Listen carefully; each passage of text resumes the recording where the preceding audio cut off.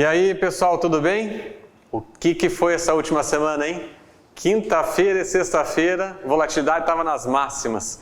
Risco Brasil disparou, dólar subiu, horrores, né? A curva de juros do Brasil também disparou, o que é ruim para os investimentos pré-fixados de inflação. Então foi um período bem caótico, né?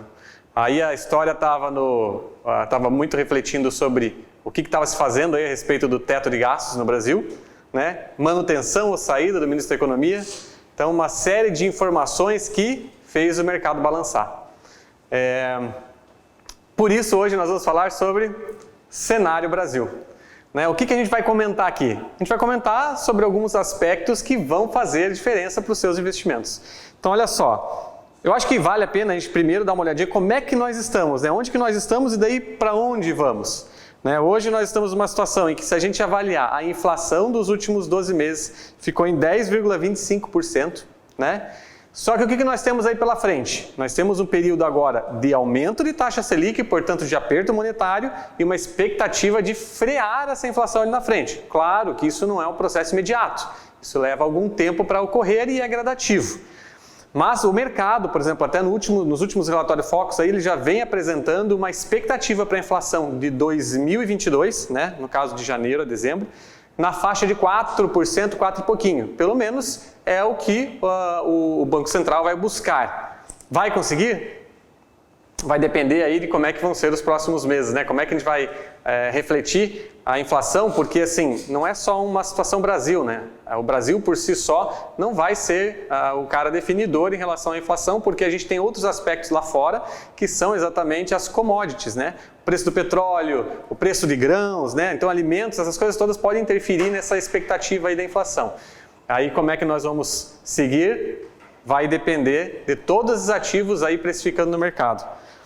E a taxa Selic? Hoje a taxa Selic está em 6,25, mas nessa semana nós vamos ter uma reunião do Copom, né? Então nós vamos ter uma elevação da Selic. É certo que nós vamos ter, a diferença está em saber quanto que vai ser a elevação da Selic. Se vai ser de 1 ponto percentual, que é o que se esperava um tempo atrás, até 1,5, que é onde está se chegando a esperar aí para essa reunião dessa semana. Então, como nós estamos num patamar de 6,25, se nós tivermos, por exemplo, o acréscimo de 1,25, nós vamos atingir uma Selic de 7,5%, que é a taxa, por exemplo, que é utilizada para a remuneração de títulos públicos pós-fixados, né, o Selic, e também daí o CDI. O CDI fica um pouquinho abaixo, mas então as aplicações conservadoras, os pós-fixados, ficam todos amarrados a essa taxa. Né? Então, assim, esse momento, nós estamos passando por esse aperto monetário e nós vamos ter outros aumentos aí na frente.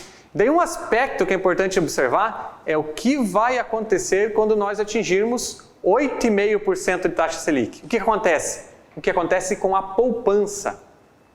Quando a Selic chegar no 8,5%, nós vamos voltar a ter aquela regra antiga da poupança. Ou seja, de certa forma, ela trava o seu máximo de remuneração possível aí, que vai ser o 0,5% mais TR. Então, se a Selic seguir aumentando após o 8,5%, a poupança já não vai acompanhar esse crescimento, ela vai travar no 0,5%. O que você vai poder utilizar para acompanhar os aumentos da taxa de juros do Brasil é aplicar na taxa de juros do Brasil, na Selic, ou no CDI que acompanha a Selic. Né? A questão é exatamente nós avaliarmos o que nós esperamos daqui, por exemplo, no próximo ano. Então vamos fazer um exercício? Vamos fazer um exercício aqui avaliando, por exemplo, as 3 formas de aplicação com taxas que são possíveis de encontrar hoje no mercado. E às vezes você, com base na tua crença em relação ao mercado, né, escolher um caminho ou diversificar das alternativas. Quais são as alternativas que nós teríamos? Pensando já no aumento da Selic nessa semana, vamos supor que ela vai ocorrer de 1,25%, nós vamos ter a Selic a 7,5%, né? Então seria a remuneração pós-fixada que tende a aumentar no tempo. Então hoje ela vai estar, no caso nessa semana, né, vai estar próximo aí do 7,5% e vai seguir um processo de alta ao longo das próximas reuniões do Copom, que ocorrem de 45 em 45 dias. A outra alternativa que você tem de investimento é uma aplicação pré-fixada, que já define a taxa para o período. Né? Então vamos pensar lá num ano, 11%. Né? 11% no próximo ano. O que vai ser mais interessante? A pós-fixada com a Selic ou a pré-fixada? Vai depender do ritmo desse aumento, naturalmente, né? Porque a pré-fixada ela remuneraria já desde agora, numa taxa de 11%, até o vencimento daqui a um ano. E a Selic, ela estaria remunerando a 7,5%, porém com um acréscimo aí ao longo dos próximos meses. E a outra alternativa que você ainda tem é a inflação. Por exemplo, um título que pague inflação mais 3%. Então nós temos 3 linhas de investimento aqui que você pode adotar conforme a expectativa, a nossa expectativa, por exemplo, em relação ao mercado. Você pode fazer um exercício aí nesse caso, né? Eu tenho mais medo em relação à inflação, eu prefiro me proteger da inflação, ou eu acredito, por exemplo, que ela vai ser controlada pela Selic, mas a Selic também não vai subir até um patamar que está sendo desenhado pelo mercado e, portanto, o pré-fixado pode ser mais interessante? Ou não? Eu penso num descontrole econômico para o Brasil e daí, efetivamente, eu posso tentar querer buscar numa Selic um ganho de longo prazo. Né? Lá na frente ela vai ficar mais interessante, vai superar 12%, por exemplo, né? E daí, eventualmente, ela poderia superar uma pré-fixada de 11%. Então, tem alguns exercícios que são necessários aí para você fazer uma expectativa de futuro.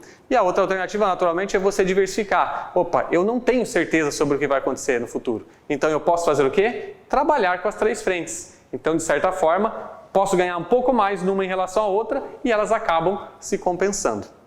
São formas de estudar, são formas de pensar seus investimentos. Então, espero que isso ajude um pouquinho aí nas escolhas.